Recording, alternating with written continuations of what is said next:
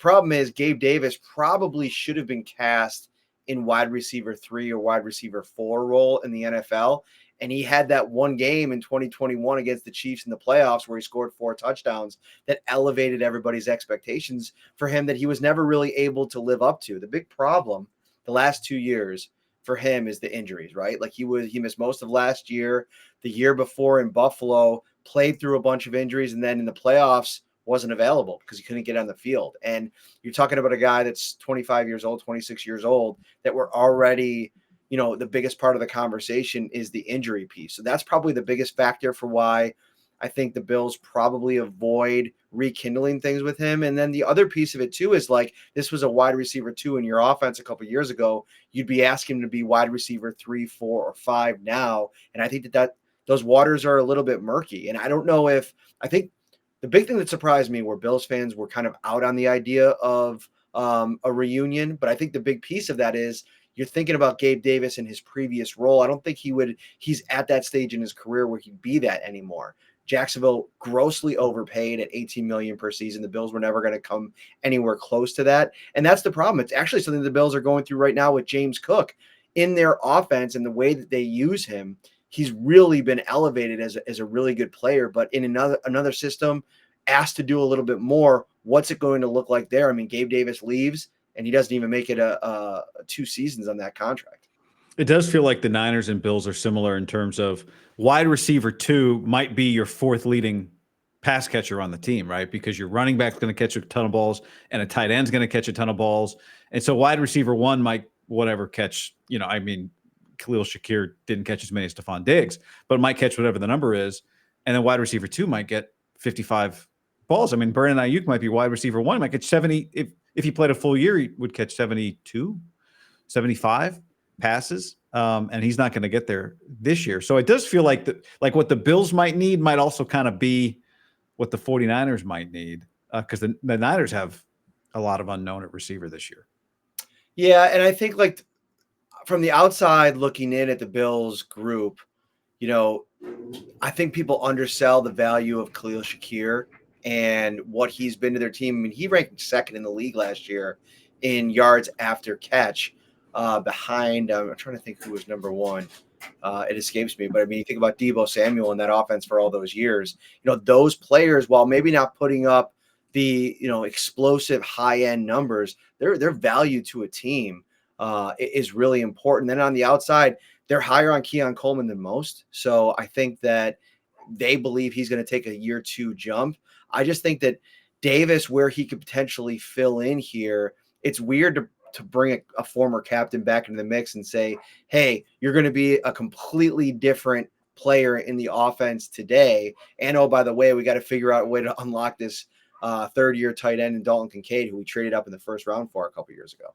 Jamar Chase, number 1. Jamar Chase, number 1 in the league in Yak. One thing is interesting, if we're talking about wide receiver 4, 5, 6, that guy usually needs to do a couple things. One is play special teams. The other thing, and I was watching your video, it's great to talk to people like you who cover a team. You just, even though you think you know a player, you're like, oh, I guess there's things that don't show up on TV if you haven't really seen a player in person. One thing I know you said was his catching mechanics are a little funny. So, that's not something that I've necessarily noticed, but maybe he has it looking like a little bit of a drop issue. I mean, the year he caught 60 balls, whatever the number was, I think I had to throw him the ball 110 times to get to that number. So is he an inconsistent it makes me wonder, he's not wide receiver 1 or 2, but does he do the things the wide receiver 5 or 6 need to do? What do you think? In a smaller sample size, I think the catch rate definitely worries you.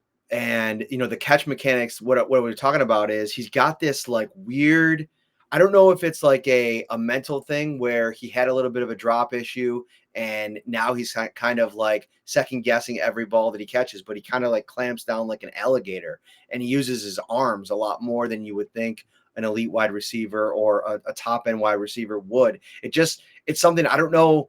It's almost like you'd want to coach that out of him, but it's almost like he kind of continues those mechanics through. And I didn't watch a ton of him in Jacksonville last year, but that's one of those things too. And to your point about special teams, he didn't really play it in Buffalo. I think part of that was they really needed him to major on the offensive side of the ball. And when he came into the league, Brian Daboll's offense was about as complicated for a boundary receiver as you could find in the NFL. So I think putting all that on his plate on top of teams, could he do it?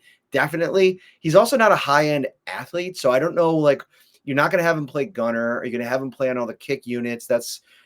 I don't know where necessarily he fits into that. But in terms of, like, what I would love if I was an NFL GM and I'm looking at Gabe Davis, the ideal role for him would be like wide receiver 5, where early in the season, we're not going to ask you to do a lot. And even if that means you're not going to contribute on special teams, we'll find that elsewhere. But you're like insurance, because we know you've played in big time spots in the past. Maybe if we don't put a lot on your plate weeks 1 through 10, that keeps you healthy for the 11 through the playoffs run.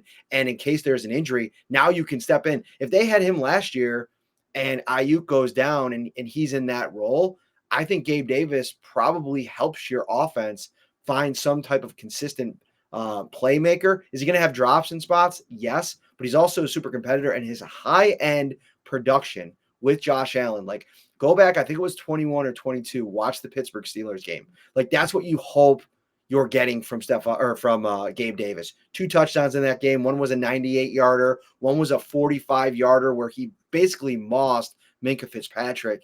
I mean, his high-end plays are the kind of highlight reel that most wide receivers wish they had. The problem is you're always left wanting more of that. And the disappearing act that I think a lot of fans have been frustrated with him over the years is something that you tend to get a little bit more of the time.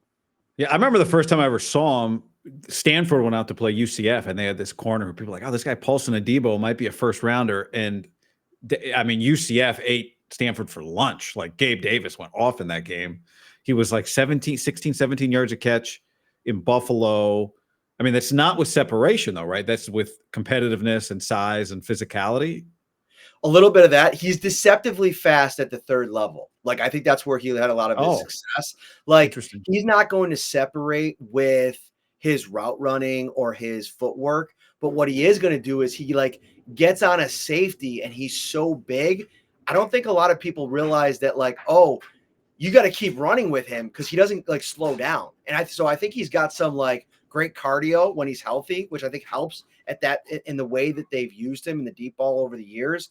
But in terms of like that first and second level, he's not necessarily going to separate. He's great on the sidelines. Like, he made a lot of his hay early in. I mean, they don't win at home against Indy, Phillip Rivers last year at home in the playoffs when they ended up going to the AFC title game that year without Davis in that game. He had 2 or 3 quick catches on the sideline in the middle of the field where you're just like, in terms of the intermediate route, 20, 30 yards down the field. The footwork is insane.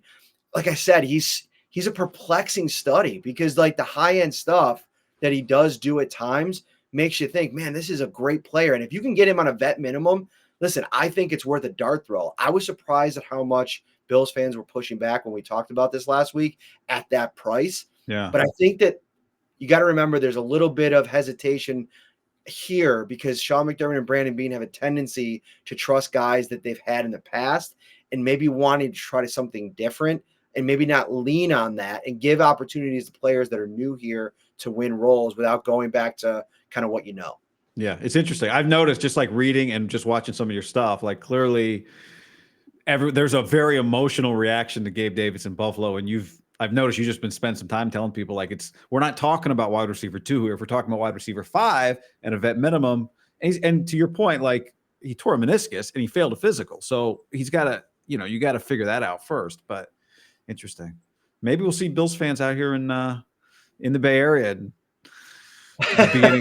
end of January, beginning of February. I mean, you got a shot. Man. I mean, I thought this last year was setting up really well with how healthy they were on offense. And, even going on the road against Kansas City, I like that matchup because that offense had been struggling to score. And then the defense gives up 30 to them for the first time this the entire season. But they've reshaped their entire defense, especially up front. I think it's 7 new players that are expected to be a part of the rotation around Rousseau, Oliver, and company. So, yeah, I mean, reload.